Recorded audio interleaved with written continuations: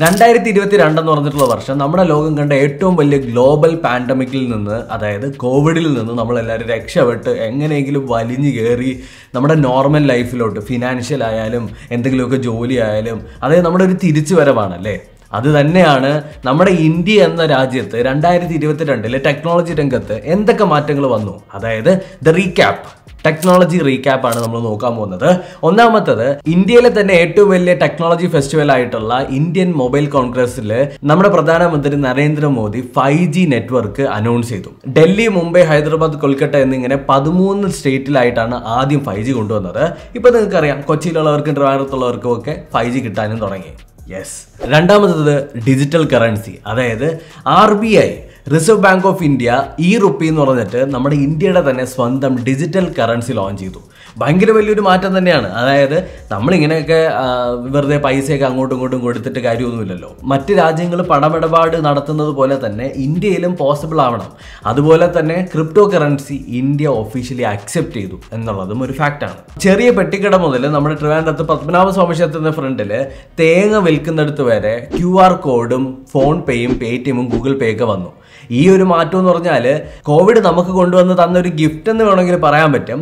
7.3 billion UPI transaction ആണ് 2022 ഇന്ത്യയിൽ നടന്നത്. ഈ UPI ട്രാൻസാക്ഷൻസ് എല്ലാം നമ്മുടെ ഫോണിൻ്റെ അകത്താണ് നമ്മൾ ചെയ്തിട്ടുള്ളത്. ഫോണുകളിലെ തന്നെ രാജാവെന്ന് എല്ലാവരും പറയുന്ന ആപ്പിൾ എന്ന കമ്പനി നമ്മുടെ തമിഴ്നാട്ടിൽ ആപ്പിളിന്റെ മാനുഫാക്ചറിങ് സ്റ്റാർട്ട് ചെയ്തു. ഫോക്സ്കോൺ എന്ന് പറഞ്ഞിട്ടുള്ള ഒരു തായ്വാനീസ് കമ്പനി ഉണ്ട്. ഇവരാണ് സെമി കണ്ടക്ടേഴ്സ് കൂടുതലായിട്ട് മാനുഫാക്ചർ ചെയ്യുന്നത്, മോസ്റ്റ്ലി ആപ്പിൾ ഡിവൈസസിന്. ഇവരെന്ത് ചെയ്തു? $500 മില്യൺ ഇന്ത്യയിൽ ഇൻവെസ്റ്റ് ചെയ്തത്.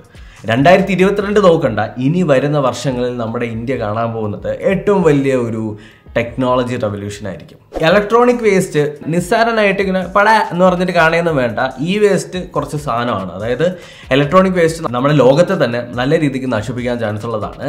ഇത് കുറയ്ക്കാനായിട്ട് പല ബ്രാൻഡുകളെടുത്തും Type C മാറാനായിട്ട് നമ്മുടെ ഇന്ത്യൻ ഗവൺമെന്റ് പുഷ് ചെയ്യാൻ തുടങ്ങി. ഈ 2022 നമ്മൾ ഫേവറേറ്റ് ആയിട്ട് കൊണ്ട് നടന്ന പലതും നശിച്ചും പോയിട്ടുണ്ട്. അതായത് ഇന്ത്യയിൽ ടെക് ലോസ് മൊത്തവും ഭയങ്കരമായിട്ട് സ്ട്രിക്റ്റ് ആക്കി. അതായത് നമ്മുടെ യൂസേഴ്സിൻ്റെ ഡേറ്റ എടുക്കുന്ന പല കമ്പനികൾക്കും, ഫേസ്ബുക്ക് ആണെങ്കിൽ ഫേസ്ബുക്ക് നമ്മുടെ മെസ്സേജ് വായിക്കുന്നുണ്ടെങ്കിലോ അല്ലെങ്കിൽ വാട്സപ്പ് നമ്മുടെ മെസ്സേജ് വായിക്കുന്നുണ്ടെങ്കിലൊക്കെ ഇവർക്ക് ഫൈനുകളും പെനാൽറ്റീസും ബാനും അടിച്ചടിച്ച് കൊടുക്കാൻ തുടങ്ങി. അതിൽ പോയ 2-3 ഫേവറേറ്റ് ആപ്ലിക്കേഷനാണ് ഫ്രീ ഫയർ, PUBG എന്ന് പറഞ്ഞത്. അത് മാത്രമല്ല 100ഓളം ചൈനീസ് ആപ്ലിക്കേഷൻസ് ആണ് 2022 നമ്മുടെ ഇന്ത്യൻ ഗവൺമെൻറ്റിൻ്റെ ടെക് ലോ പുതുക്കിയത് കൊണ്ട് പോയത്. ഇതൊക്കെ നല്ല കാര്യമാണോ എന്ന് ചോദിച്ചു കഴിഞ്ഞാൽ, ഒരു യൂസറിൻ്റെ ഡേറ്റ വേറൊരു കമ്പനി ചോർത്തിക്കൊണ്ട് പോകാന്ന് പറയുന്നത് അത്ര നല്ല പ്രവൃത്തിയല്ല.